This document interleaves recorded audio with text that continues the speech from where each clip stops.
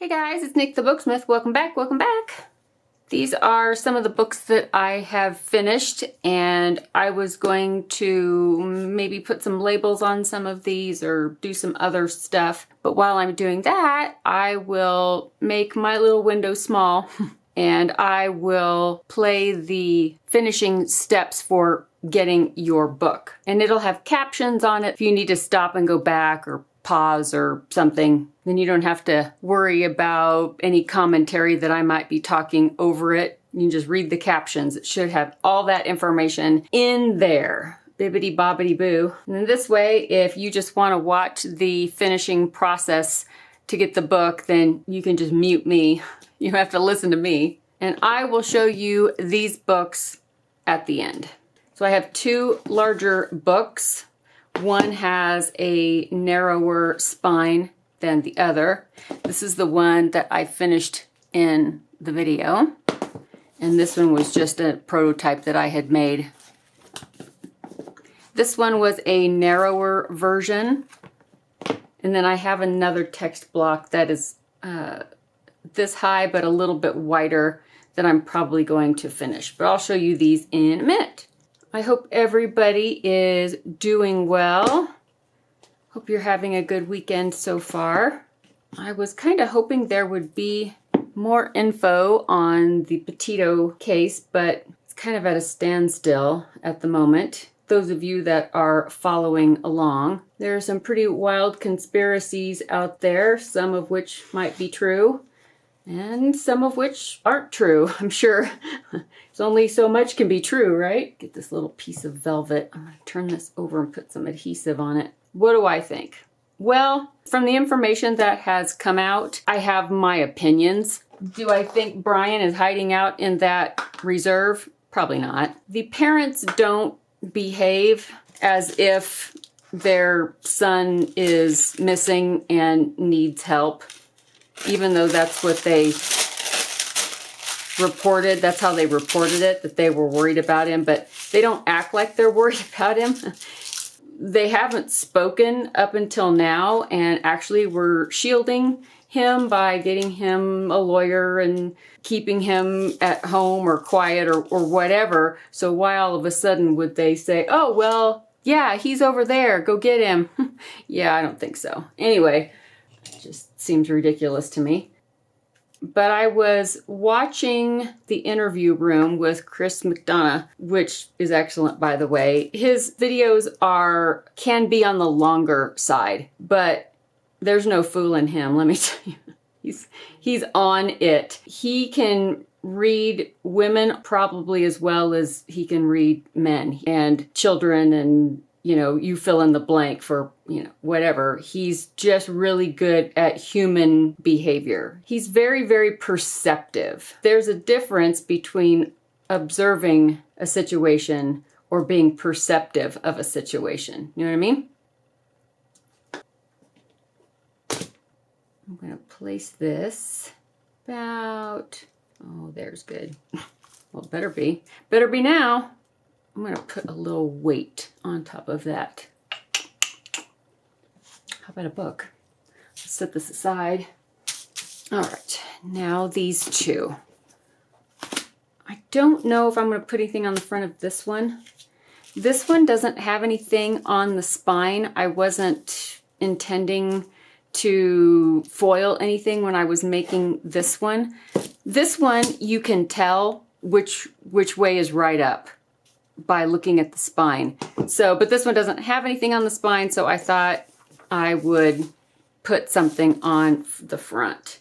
And I have this French label that I think is kind of awesome that matches. So anyway, back to my former thought there. I was watching The Interview Room with Chris, and the video he had on was, 2 or more hours. Granted, I didn't have time to listen to it, so maybe 15-20 minutes was all I had time for. But in that 15-20 minutes, he had mentioned something. And what he had mentioned is that in some of the videos and photographs of Brian, he's wearing a t-shirt with the Appalachian Trail logo on it, and that he had mentioned in in his posts and stuff like that, that he has hiked hundreds of miles of the Appalachian Trail.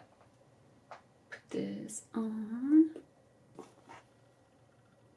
So because of that, Chris said, you know, maybe it's possible if he's comfortable with the Appalachian Trail, maybe that's where he is. Maybe he's up there. Because the neighbors said that he and his parents took off with like the dad's pickup truck with the camper shell on it and was gone for, you know, a long weekend. If that was 3 days, the parents had a day and a half to go drive him and drop him off somewhere, and then a day and a half to get home, right? So maybe he's hiking his way up to Canada, because the Appalachian Trail goes all the way up through Maine, right? So maybe he'd be able to work his way into Canada, which is the opposite of where, you know, some people are saying that he was heading to Mexico. So maybe it's the opposite direction. I don't know. Just a thought. Oh, I gotta take this sweater off. It was really chilly this morning and now it's warming up. At least there's a federal warrant out on him so that if anybody sees him, he's well known now. That's the thing that gets me, is that what does he and his parents think the advantage is of not just staying silent, but hiding him or shielding him or whatever it is, letting him run away? What is the advantage of this? If he hasn't taken his own life or something, which if he was going to do that, why not just do it, right? Why would you have to run away and be hidden to do, you know what I mean? So I don't think that's what he was intending. I mean, I could be wrong, but to me, it just didn't seem like that's what he would be intending. But if they do catch him and this goes to trial for whatever, you know, whatever charges get brought up against him, he has basically no chance of getting an unbiased jury now. It's like, you just messed yourself over, buddy, because now everybody knows who you are, even if they didn't before, now they do. That was dumb. And you know, the silence speaks volumes, right? I don't know, guys. I had noticed in not just comments to me, but other comments on other channels, this is just a case of, what did the one lady say? White women privilege or white girl syndrome, or I forget how exactly the wording. So please forgive. And I can totally see that. I realize that the media will publish much more coverage on, one, women or children if they're the victim, and two, Caucasian or European or whatever, versus if it was somebody of another culture or race that was missing or had been found murdered. Because there's a lot of missing girls all over the country. So why is this one, you know, blowing up and getting so popular? Well, I have a theory on that, and it has nothing to do with what color her skin is or where she's from or anything like that, which I'm sure has something to do with it. Don't get me wrong. Yeah, it's definitely got something to do with it. But this is why I think it went so, I don't know if you use the word viral, but you know, it got so popular, is because of that body cam footage. That body cam footage was, while not all of it was the greatest quality, it was pretty decent quality. You could really see the expressions on their faces, the emotions that they were feeling. You could hear the whole conversation. And so when you see somebody basically days before one person allegedly took the other person's life, it puts you in a place where you feel connected with the situation because you see them. You see them, you hear them. If it was just posts from, you know, like an Instagram post of still photos or something of a party that they were at, or you don't feel that same connection. You don't get that feeling of investment. But when you see someone who is visibly distressed and crying out for help, basically, and being ignored, and you know that the person is going to be back with the other person that looks dangerous, it's almost like you're an eyewitness and you're seeing it happen as it's happening, even though it was, you know, a few weeks later that we all got to see the body cam footage, it still felt real. It still felt right here, right now. Especially those of you that have lived in situations like this where you have had to deal with that kind of a personality that Brian has. And it wasn't just a red flag, it was like a marching parade of flags. I need to make a cover for this text block. But seeing that video was pivotal to feeling that connection with Gabby, your heart going out to her, because you could see her sweet little face and how upset she was and confused and didn't know what to do, especially moms and dads. You felt that, right? You felt that in your soul. I think that's why it went more, you know, viral or got a lot of attention, was that body cam video, because it connected us with the situation in ways that we usually don't get to see stuff like that, of those that are in the situation fairly close to the incident in question, right? So that's my thought on it, just as far as that goes. I will be interested to see, as you all will, I'm sure, of what comes out of this situation. Now that that other video is played and all that stuff, I will put this away for now and I will show you on the big window what these are.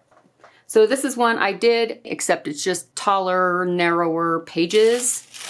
I covered the entire book in this faux suede leather material, so it's kind of soft. This is a little cover label that I made actually long time ago. I have these shapes in my Etsy store, and they are in, it's like in a kit where I think there's 4 different shapes, and you can have your Cricut cut these out and make your own labels. You can paint them or whatever, but they're at my store. But inside I did end paper with the birds on the branches. I did add a little slip place for receipts or postcards or something in the front and the back. But this is all just blank paper. I think it's, I don't know, a little over 100 pages or so.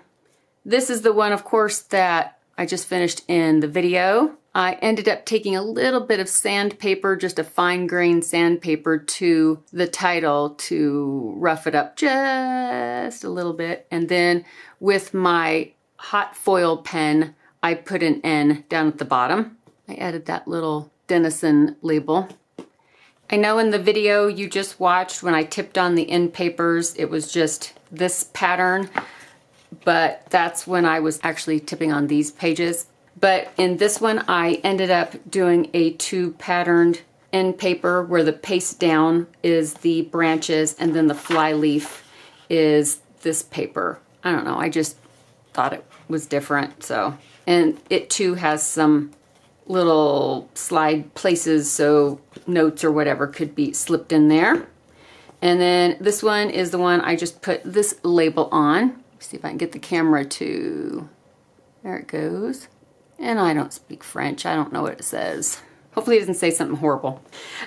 But in this one, the end papers that I tipped on was this beautiful, beautiful marbled paper with the gold little striations through there. Gorgeous, right?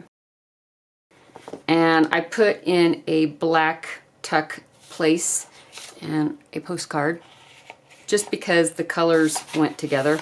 The end paper. So there's the end paper in the back. But this book is lined. So the whole thing is lined. And it says journal. As if we needed to be told that. I will probably be putting these up at the Etsy store when I get done with this batch. Like I said, I have another text block yet to cover, so I will get that covered. And I will put these up at the Etsy store. They'll be in the section on the left-hand side that says journals. I will make sure that that section is up at the top of the list. So if you don't see that there, then there's nothing in that section. Because when you sell everything out of a certain section, that section goes away. It's not visible in the list. And another thing you can do to see if you go to somebody's Etsy store and you wonder if something has been sold, if they have it toggled on, you can click on the sales next to their store icon, and that should take you to their recent sales page where it will just list everything that's been sold. And so you just scroll a little bit and see if you can see what you wanted to find out was sold or not. So there are two little tricks to know if something has been sold out of a store or not, at least on Etsy. All right, guys, I thought I would just show you quickly what the books look like when they're finished. And I hope you make one. And if at once you don't succeed, try again, because bookbinding is one of those things that does take practice. And you might hit it on the very first try, and that's awesome. And then the next one you try, you're gonna totally fail. Because that's usually what happens. It's like this beginner's luck thing. And then you try another one, and it's like, okay, that didn't work. Something went awry. And then you try another one, and oh, it's a little bit better, but it still didn't work. I think it's just to show us a little bit of humility or something. I don't know. But I will be back. It was a lot of fun hanging out with you guys today. Thanks for joining me, and I will see you all really, really soon in the next video. Bye, guys.